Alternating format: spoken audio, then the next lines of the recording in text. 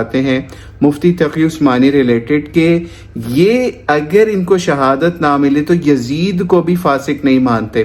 سنیے ذرا، پھر اس کے اوپر مزید بات کرتے ہیں. ثابت نہیں. اسی طرح یزید کا شرابی، کبابی، یہ سب چیزیں بھی کسی مستند اوتھینٹک روایت سے ثابت نہیں ہیں.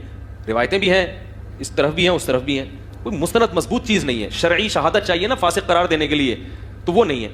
اس بیس پہ حضرت مفتی تقی صاحب کی رائے یہ ہے کہ یزید کے بارے میں کیا کیا جائے؟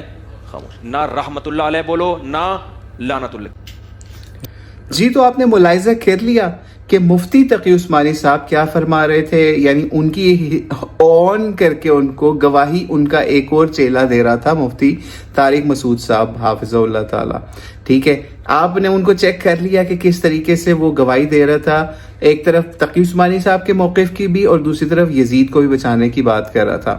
ہم نے بہرحال اس کے اگینسٹ جو ہے ان کی پسندیدہ کتاب سے بھی ویڈیو جواب بنایا ہوا ہے، وہ بھی کسی کو چاہیے ہو تو یوٹیوب کے اوپر ڈسکرپشن میں انشاءاللہ اس کا لنک ڈال دیں گے، جس کے اندر مفتی تقی عثمانی کے گھر سے بھی اور اس کے بھی گھر سے ہم نے اس کا جواب دیا، طارق مسعود کے گھر سے بھی. اب آپ خود بتائیں کہ ایک طرف ایک ایسا گورنر جو فسق والے کام کر رہا ہے، فسق و فجور والے کام کر رہا ہے، نچا رہا ہے اپنے لوگوں کو 14 اگست کے نام کے اوپر، اور وہاں پہ ساری مکس گیدرنگ اور سب چیزیں پتہ ہے، ہلڑ بازی اور ساری غلط کام ہوئے. اور دوسری طرف وہ بندہ جو یزید، جس کا فسق و فجور جو ہے ہمارے اہل سنت کی سمجھ لیجیے دیوبندی، بریلوی، اہل حدیث، شیعہ، سنی سب متفق ہیں کہ وہ ایک فاسق و فاجر بندہ تھا.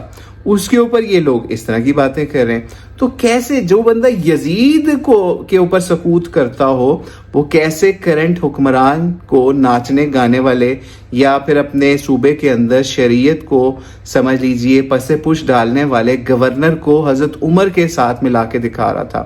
آپ خود بتائیے. تو اب آپ کے سامنے ہے ساری سچویشن. اب مفتی تقی عثمانی صاحب کو ہم دعوت اصلاح پیش کرتے ہیں اس ویڈیو کے توسط سے کہ وہ اپنا وہ جو بیان ہے اس کو واپس لیں کہ انہوں نے کس طریقے سے حضرت عمر کے ساتھ گورنر ٹسوری کو ملا دیا کہ جناب وہ ان میں حضرت عمر والی صفات یا اس طرح کے معاملات ہیں یا ان سے مماثلت ہے، ان سے تمثیل کر کے. تو یہ سمجھ لیجئے اب صحابہ کرنے والے کہاں ہیں؟ وہ جو کہتے تھے کہ صحابہ کی گستاخی اور یہ سارے معاملات، تو ایک گورنر سندھ کے ساتھ اگر حضرت عمر کو ملا کے دکھایا جا رہا ہے یا حضرت عمر کے ساتھ گورنر سندھ کو ملا کے دکھایا جا رہا ہے، تو کیا یہ حضرت عمر کی پریز ہے یا کیا ہے؟ بہرحال اللہ تعالیٰ ان علماء سے اس امت کی حفاظت کرے جنہوں نے اس طرح کی چیزوں کا ٹھیکہ لیا ہوا ہے اور مسلمانوں کے ملکوں کے اندر اسلام کے نظام کے نفاذ کے لیے کچھ نہیں کر